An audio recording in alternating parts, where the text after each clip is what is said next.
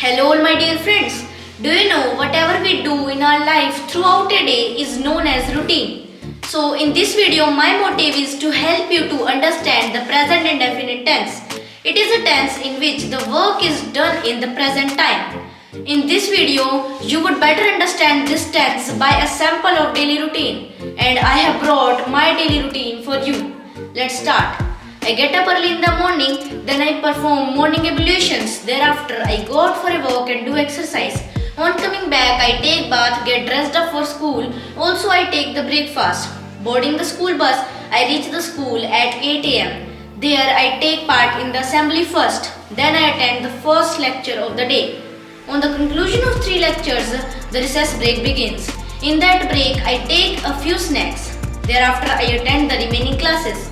After getting departed from school, I reach home. After reaching home, I take the lunch first.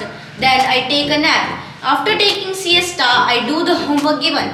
Thereafter, I go out for playing. On coming back, I take some snacks with juice. After doing so, I play video games and watch TV. Thereafter, I take the dinner. After that, I go to the bed and make preparations for the next day, and I sleep at around 9:30 p.m.